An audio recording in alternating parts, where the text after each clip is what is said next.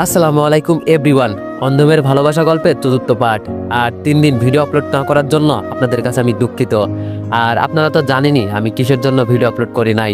বৃষ্টি প্লাস পরীক্ষা। আর তোমরা অনেকেই কমেন্ট করেছো যে ভাই আপনি কিসে পড়েন আর পরীক্ষাটা কিসের। তো আমি হচ্ছে অনার্স ফার্স্ট ইয়ারে উঠবো, আর এটা আমার অ্যাডমিশন পরীক্ষা। আর একটা কথা, আমার ভয়েস শুনে তো তোমরা বুঝতেই পারছো আসলে আমার ঠান্ডা লাগছে। তো যাই হোক, তোমরা ভয়েসটা একটু অ্যাডজাস্ট করে নিও। তো চলো বেশি কথা না কইয়া গল্প শুরু করা যাক। আপু রেগে বললো, যা মন চাই তাই কর, আমি যাচ্ছি, পরে যদি বিপদে পড়ে আমাকে ডাকিস না, দেখিস কি করি। এই বলে আপু উঠে চলে গেল। রিয়া বলল, দিবু ভাইয়া আপু কই যাচ্ছে? আমি বললাম এই তো একটু অন্য পাশে ঘুরতে যাচ্ছে। রিয়া বলল, কিন্তু আমরা একা এটা। আমি বললাম, ও তুমি আমাকে বিশ্বাস করতে পারছো না তাই তো, থাক আপুকে ডাকছি। রিয়া একটু রেগে বলল, আমি আপনাকে এই কথা বলেছি কখনো? তবে আপু আমাদের রেখে কই যাচ্ছে তাই জিজ্ঞেস করলাম আর কি। আমি বললাম, চিন্তা করিও না, একটু পর এসে যাবে আপু, হয়তো আশেপাশে কোথাও যাবে। রিয়া বলল, কিছু মনে না করলে একটা কথা বলবো ভাইয়া। আমি বললাম, অবশ্যই বলো রিয়া। রিয়া বলল, আপুর কি বয়ফ্রেন্ড আছে? আমি বললাম, আরে না, কি যে বলো না তুমি, আসলে আমার আপু খুব ভালো, বলে এইসব আদব জিনিস আমি রাখি না। রিয়া বলল, ঠিকই তো বলেছে আপু, আসলে এইসব মানে হয়তো প্যারা। আমি বললাম, রিয়া। রিয়া বলল, ভাইয়া বলেন। আমি বললাম, একটু পর পর তুমি আমাকে ভাইয়া বলো, আমার ভালো লাগে না, আর একবার যদি বলো আমি এখান থেকে চলে যাব। রিয়া বলল, কিন্তু আপনি তো আমার থেকে অনেক বড়, আপনাকে ভাইয়া বলবো না তো কি বলবো? আমি বললাম, তুমি আমাকে আমার নাম ধরে ডাকতে পারো, আমি কিছু মনে করব না। রিয়া বলল, কিন্তু। আমি বললাম, কোনো কিন্তু নয়, এখন তোমাকে আমি যেটা বলতে চেয়েছি সেটা শোনো। রিয়া খুব আগ্রহে নিয়ে বলল, বলেন, আমি তো সেই কখন থেকে শোনার জন্যই অপেক্ষা করছি। আমি বললাম, রিয়া তোমাকে আজকে একেবারে খুব সুন্দর লাগছে, জানো তুমি একেবারে পরীর মতো। রিয়া বলল, এমনিতেই সুন্দর হলে কি হবে, আমি তো অন্ধ, কেউ যদি এটা জানতে পারে আমার কাছেই আসবে না, কথা বলবে তো দূরের কথা।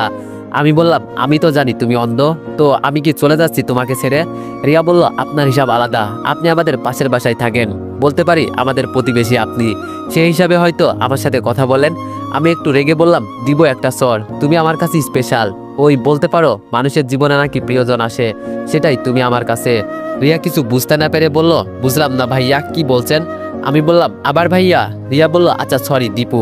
আমি বললাম, এবার ঠিক আছে। রিয়া বলল, বলেন কি বলতে চান? আমি বললাম, আমি তোমাকে পছন্দ করি, সরাসরি বললাম। রিয়া বলল, সে তো করতেই পারেন ছোট বোন হিসাবে। আমি বললাম, আরে না, এই পছন্দ আর ওই পছন্দ অন্য হিসাব, আমি তোমাকে মন থেকে প্রথম দেখাই ভালোবেসে ফেলেছি বলতে পারো। এটা শুনে রিয়া মাথা নিচু করে ফেললো, কোনো কথা বলছে না, চুপ করে বসে আছে। আমি রিয়ার দিকে তাকিয়ে বললাম, রিয়া কথা বলো না কেন, আমি কি কোনো ভুল কিছু বলে ফেলেছি? তাও রিয়া কোনো কথা বলছে না, চুপ করে বসে আছে। আমি বললাম, রিয়া আমার সাথে কথা বলবে না? আমার মনে যা চলছে আমি তোমাকে তাই বলে দিয়েছি, এখন বলো আমি কি কোনো অপরাধ করে ফেলেছি? ভালোবাসার কথা বলা কি অপরাধ? রিয়ার চোখ দিয়ে পানি পড়ছে, কোনো কথা বলছে না, শুধু কান্না করছে। আমি এটা দেখে ভয় পেয়ে গেলাম, ভয়ে ভয়ে বললাম, রিয়া প্লিজ কান্না করিও না, আশেপাশে অনেক মানুষ তাকিয়ে আছে, যদি আমি কিছু ভুল বলে ফেলি আমাকে মাফ করে দাও, তাই এমন করিও না, আমার মনে যা চলছিল আমি তাই বলছি, তুমি যদি এমন করো না তাহলে। রিয়া চোখের পানি মুছে বলল, আপনি আমার সাথে এমন করছেন কেন? আমার মতো কত মেয়ে আশেপাশে হয়তো আছে, কত সুন্দর সুন্দর মেয়ে, আর আমার সাথে এইসব কথা বলে সময় নষ্ট করছেন কেন? আমি বললাম, কই সময় নষ্ট করছি, যাকে মন থেকে পছন্দ করি তাকে সময় দেওয়ার কি কোনো ভুল বলো তুমি? রিয়া বলল, আপনাকে একটা বিষয় বুঝিয়ে বলি, আমি কখনো এইসব সুখের স্বপ্ন দেখি না, কারণ আমি অন্ধ, না পারবো বিয়ের পর স্বামীকে রান্না করে খাওয়াতে, না পারবো নিজের সন্তানের খেয়াল রাখতে, তাই নিজের সব স্বপ্ন মেরে একা থাকা শিখে গেছি, প্লিজ এইসব আর বলবেন না ভাইয়া।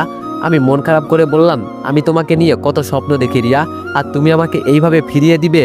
আমার কিছুই লাগবে না, তোমার আমাকে রান্না করে খাওয়াতে হবে না, কিছু করতে হবে না, শুধু আমার পাশে থাকবে তাহলেই হবে। রিয়া বলল, এসব না বললে খুশি হব ভাইয়া, আমার এসব পছন্দ নয়। আমি বললাম, আমি কি কোনো ভুল করেছি রিয়া?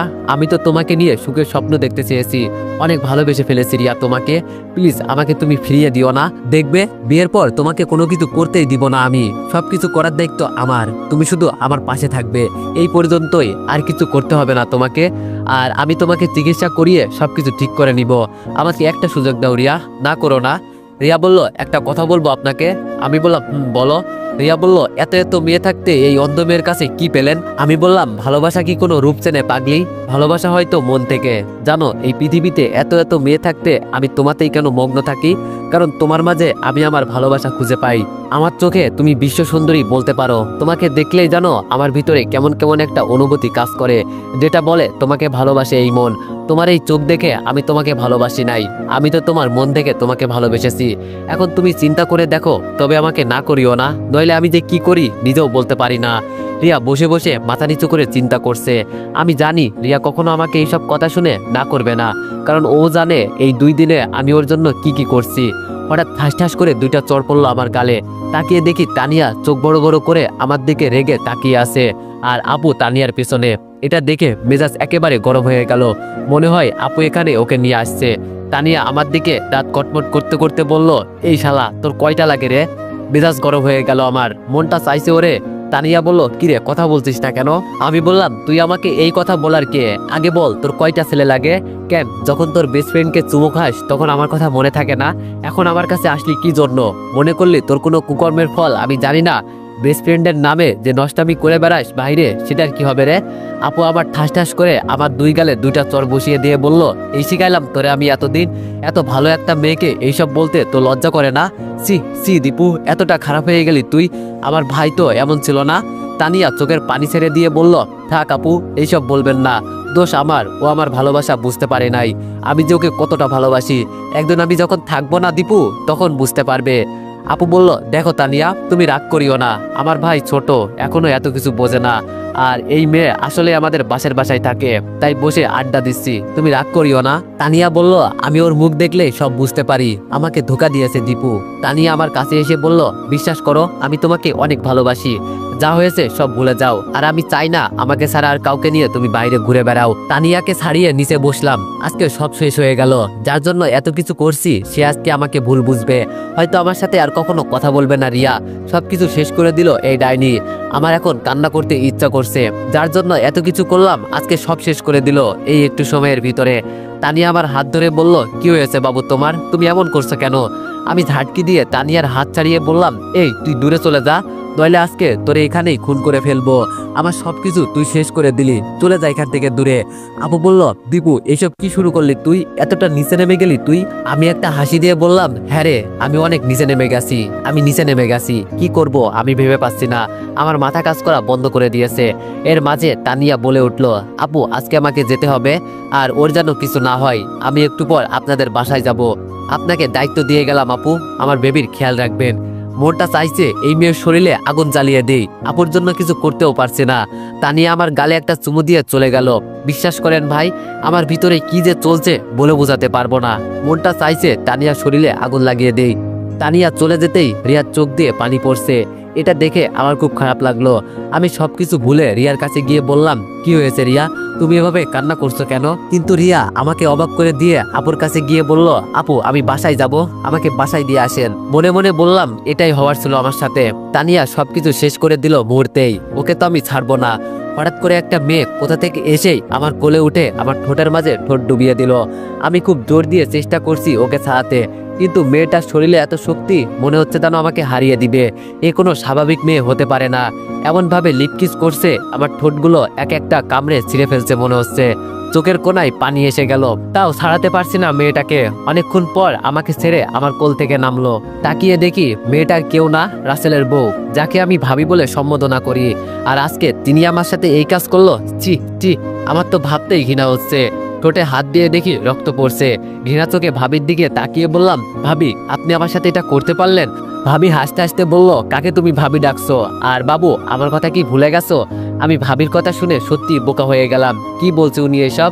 আমার মাথায় তো আর কাজ করছে না ভাবির কথা শুনে। এক তো তানিয়া আমার সবকিছু শেষ করে দিল, আর এখন এই রাসেলের বউ। আপু আমার কাছে এসে খুব নিচু স্বরে বলল, সি সি দীপু, শেষমেশ আমার এটা দেখতে হলো।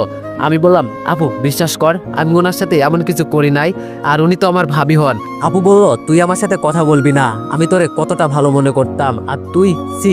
আমি বললাম, কি করেছে আমি বলবি তো? আমি কি জোর করে ওকে কিস করেছি? তুই বল। রাসেলের বউ আমার কাছে এসে আমাকে জড়িয়ে ধরে বলল, বাবু তুমি না বলছো আমরা কাল পরশু কিছু একটা করতে চলছি, এমন কেন করছো আমার সাথে? মেজাজ আমার এমনিতেই গরম আছে, কি হচ্ছে আমার সাথে এইসব? বিশ্বাস করেন ভাই, আমি এখন জ্ঞানহারা হয়ে যাব, আমার মাথা কাজ করা বন্ধ করে গেছে, সবাই আমাকে পাগল বানিয়ে দিবে। রিয়া বলল, আপু আমাকে এখান থেকে নিয়ে চলুন, আমি আর এখানে এক মুহূর্ত থাকতে চাই না। রিয়ার মুখের কথা শুনে আমি বোকা হয়ে গেছি। সেই দিন না আমার সামনে এই মেয়েকে ভাবি ডাকছিল, আর আজকে আবার আপু, বিষয়টা কি? না না, আর চিন্তা করতে পারছি না।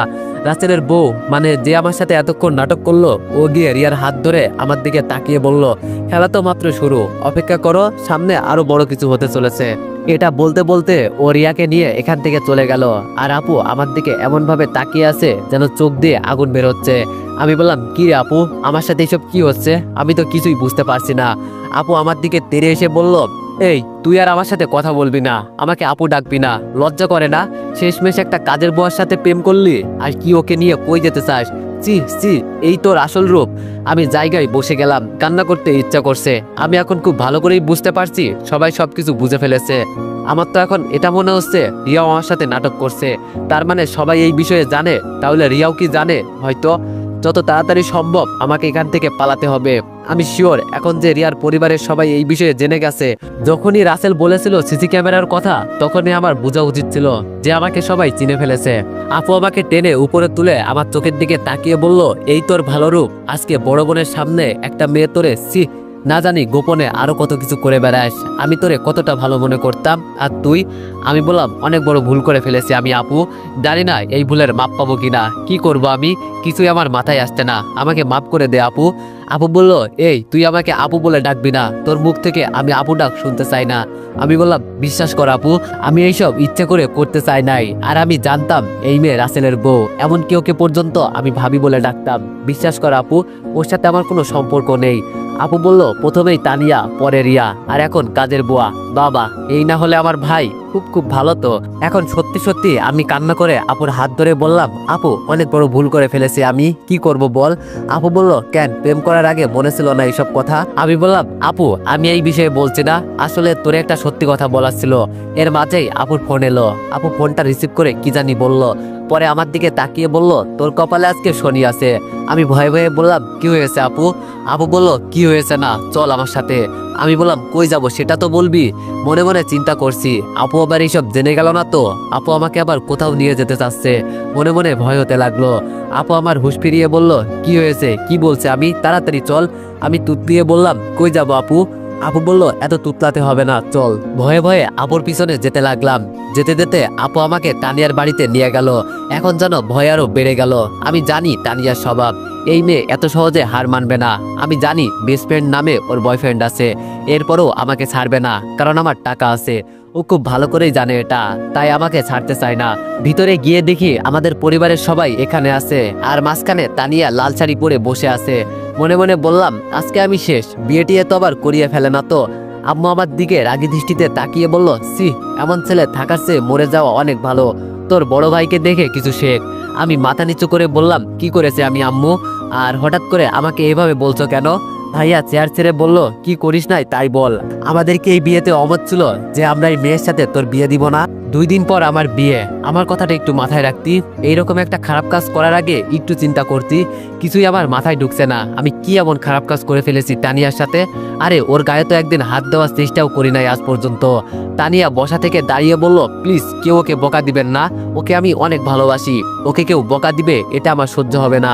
এই মেয়ের এমন আচরণ দেখে আমি অবাক হলাম, কি বা করেছি আমি? আর ও তো কোনোদিন এইভাবে ভালোবেসে আমার সাথে কথা বলে নাই, আজকে এমন আনুহনু করে কথা বলছে কেন? মনে হচ্ছে জানো মুখ দিয়ে মধু বের হচ্ছে। বেশ বোকাই হয়ে বললাম, আপু এইসব কি হচ্ছে এখানে? আমাকে নিয়ে নাটক শুরু হচ্ছে নাকি? ঠাস করে একটা চড় দিয়ে আমার গালে কানে কানে আপু বলল, তোর girlfriend miss Tania Chowdhury pregnant. ও মা গো, আমি শেষ। কি বলছে আপু, এটা কিভাবে হলো? আমি বললাম, আপু আমাকে একটু ধর, নইলে এখানেই পড়ে যাব। আপু বলল, নাটক বন্ধ কর নইলে। তানিয়া এর মাঝে আমার সামনে এসে আম্মুর দিকে তাকিয়ে বলল, শাশুড়ি মা, আমি একটু ওর সাথে আলাদা করে কথা বলতে পারি? আম্মু বলল, হুম, যাও যাও, যা কাজ করে ফেলার তো করেই ফেলেছো, এখন আর না করে কি হবে। তানিয়া আবার হাত ধরে একটা হাসি দিয়ে বলল, চলেন স্যার আমার সাথে, আপনার বহু হিসাব নিকাশ এখনো বাকি আছে। আমি কান্নার দৃষ্টিতে আপুর দিকে তাকিয়ে বললাম, জানিস আপু, আজকে আমি খুব অসহায়। একটা অপরাধের কারণে আমি আমার জীবন থেকে সবকিছু হারিয়ে ফেলেছি। খুব শীঘ্রই আমিও মারা যাব। তানিয়া আর কিছু আমাকে বলতে না দিয়ে সবার সামনে আমাকে টেনে টেনে রুমের ভিতরে নিয়ে গেল। আর আব্বু আমার দিকে আগুনের দৃষ্টিতে তাকিয়ে আছে। আমি জানি আব্বুর এই বিয়েতে মত ছিল না, তিনি একদম তানিয়াকে পছন্দ করতো না। কেন, কি কারণে তিনিই জানে। তানিয়ার বাবা মা তো বসে বসে মুসকি মুসকি হাসছে। তানিয়া আমাকে ভিতরে নিয়ে গিয়ে দরজা লাগিয়ে দিল। আমি গিয়ে বিছানায় বসে বললাম, আমার সাথে এমন নাটক কেন করছো? তানিয়া আমার কথা হাসি দিয়ে উড়িয়ে দিল। আরও আমাকে উল্টো প্রশ্ন করে বসলো, কেমন দিলাম? আমি বললাম, আমার সাথে এরকম কেন করছো? আমি তোমার কি করছি? তানিয়া বলল, আমাকে ধোকা দিয়েছো কেন তুমি? আমি বললাম, কই তোমাকে আমি ধোকা দিয়েছি? তুমি নিজেই আমার সাথে খেলা খেলছো। তানিয়া বলল, ও কি যেন নাম, রিয়া, ওকে কি কি বলছিলে? আমি কিন্তু সবকিছুই দেখেছি দূর থেকে। খুব ভালোবাসো নাকি ওকে? আমি বললাম, ওর কথা ছাড়ো, আগে বলো তুমি আমার সাথে এমন করলে কেন? তানিয়া বলল, সত্যি তোমার একটা কথা বলবো? আমি বললাম, আমি জানি এতদিন তুমি আমাকে যা বলছো সব মিথ্যা, ভালোবাসার অভিনয় করছো আমার সাথে তুমি। তানিয়া বলল, এত তাড়াতাড়ি বুঝে গেলে? তানিয়া ঠোঁট কামড়িয়ে বলল।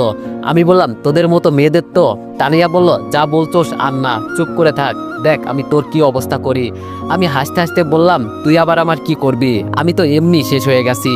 তানিয়া বলল, আমার পেটে আমার বয়ফ্রেন্ড ফাহিমের বাচ্চা। আমি আবার হাসতে হাসতে তানিয়ার দিকে তাকিয়ে বললাম, আমি আগেই কিছুটা আন্দাজ করতে পারছি। তানিয়া বলল, আচ্ছা ছেলে মানুষ এত বোকা কেন হয়?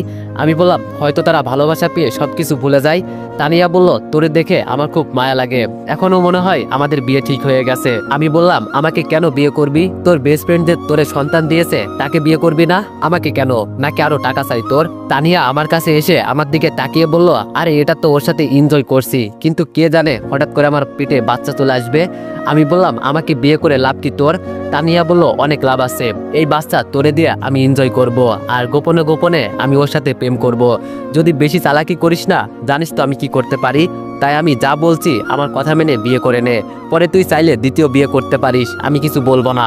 আমার টাকা হলেই হবে, আর কিছু লাগবে না। মাথায় 2 হাত দিয়ে বসে চিন্তা করছি, সব বিপদ আমার কাছে এসে একসাথে হাজির হয়ে গেল। তানিয়া যে এতটা গভীরে চলে যাবে আমার ভাবনার বাইরে ছিল এটা। তানিয়া আমার কপালে চুমু দিয়ে বলল, কি চিন্তা করছো বাবু? আমি তানিয়ার দিকে তাকিয়ে বললাম, এই ঠোঁটে আমাকে কিস করবি না, তোর মতো আমি নষ্ট হতে চাই না, তবে আজকে আমার সাথে যেই ব্যবহার করলি না, এর ফল একদিন পাবি। তানিয়া বলল, সে পরে দেখা যাবে। আরে তোরে বিয়ে করব, তারপর তোর নামে যা কিছু আছে সেগুলো আমার নামে করে নিব, তারপর তোরে ডিভোর্স দিয়ে নতুন করে সংসার করব। আমি বললাম, আমার সাথে এমন হচ্ছে কেন? হয়তো রিয়ার উপর যেই অন্যায় করছি আমি এর শাস্তি ভোগ করছি। তানিয়া বলল, কিসের শাস্তি আর কিসের অন্যায়ের কথা বলছিস? আমি বললাম, কিছু না, এখন দরজা খুলে আমাকে বের হতে দে। তানিয়া একটা হাসি দিয়ে বলল, সবাই জানে আমার পেটে তোর বাচ্চা, সো তোমার আর পালানোর মতো কোনো রাস্তা নেই বাবু, আমি যা বলি তাই তোমাকে করতে হবে এখন থেকে। এই বলে তানিয়া দরজার কাছে চলে গেল, কিন্তু হঠাৎ আবার দাঁড়িয়ে পিছন ফিরে আমার দিকে তাকিয়ে বলল, তোরে আরেকটা কথা বলা হয় নাই, ওই দিন রেস্টুরেন্টের ওয়েটার তোরে যা বলেছে সব আমাকেও বলে দিয়েছে, কারণ ওর সাথে আমার একটু লাইন আছে, টাকা দিলেই কি সব হয়? আমি জানতাম তুই ইদানিং আমার উপর সন্দেহ করতি, এই জন্য এই কাজ করা। আমি বললাম, অনেক বড় ভুল করলি তুই, শাস্তি তো তোকে পেতেই হবে। তার আগে আমি একটু বিপদ থেকে রক্ষা পাই। গার্লফ্রেন্ডের নামে যেই ধোকা দিলি না তুই, সারা জীবন মনে থাকবে। তানিয়া হাসতে হাসতে দরজা খুলে বের হয়ে গেল, তবে যাওয়ার আগে এটা বলে গেল, খুব শীঘ্রই বাসর রাতে দেখা হবে, সেই পর্যন্ত অপেক্ষা করো। আমি মাথা নিচু করে বসে আছি, হঠাৎ ভাবি এসে বলল, কি শুনছি দীপু আমি এইসব? আমি ভাবির দিকে তাকিয়ে একটা হাসি দিয়ে বললাম, কি আর শুনছেন, দিনকাল আমার অনেক খারাপ যাচ্ছে, তাই এইসব আমার সাথে হচ্ছে, কোনো ব্যাপার না ভাবি। ভাবি বলল, আমি জানি তুমি কত ভালো একটা ছেলে, আর তানিয়া বলে নাকি প্রেগনেন্ট, কিভাবে সম্ভব? আমি বললাম, আমি তানিয়ার শরীরে আজ পর্যন্ত একটু শুয়েও দেখিনি, বিশ্বাস করেন ভাবি, আপনি আমার মার সমান, আপনার কাছে কি আমি মিথ্যা বলতে পারি বলেন? ভাবি বলল, তাহলে তানিয়া কি? আমি বললাম, ওই বয়ফ্রেন্ড আছে আমাকে ছাড়া। ভাবি অবাক হয়ে বলল, কি?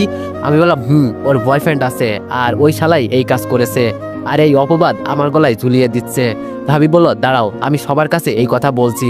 আমি ভাবিকে আটকে দিয়ে বললাম, থাক ভাবি, কাউকে এই কথা বলতে হবে না, বললে ওরা আরো আপনাকে খারাপ বানিয়ে দিবে, আমার বিষয়টা আমি দেখে নিব, আপনি কোনো চিন্তা করবেন না। ভাবি আমার দিকে তাকিয়ে বলল, তুমি পারবে? আমি আর কিছু বললাম না, চুপচাপ রুমের বাইরে চলে গেলাম। আসলে আমি যে কতটা নিচ এর কোনো হিসাব নাই, যাকে ভাবি বলতাম এখন নাকি সে মেয়েটা কাজের বুয়া, আবার আমার সাথে এত বড় নাটক করলো, আর আমি কিছুই বলতে পারলাম না। আর তানিয়ার কথা তো বাদই দিলাম, তানিয়াদের টাকার জন্য কি কি করতে পারে সব জানা হয়ে গেল। বাইরে এসে শুনি কালকে নাকি আমার বিয়ে তানিয়ার সাথে। এটা শুনে মোটেও অবাক হলাম না, কারণ এমন কিছু একটা হবে আমার সাথে এটা আমি খুব ভালো করেই জানি। আপুর পাশে দাঁড়াতেই বলল, যাক কাজের বুয়া তো আর বিয়ে করবে না। সি সি, মানুষের সম্মানতে কতটা নিচ হলে এমন একটা কাজ করতে পারে, এর কোনো হিসাব নেই। যাকে ছোট থেকে এতটা আদর করতাম আর আজ সে নাকি দেখিয়ে দিল।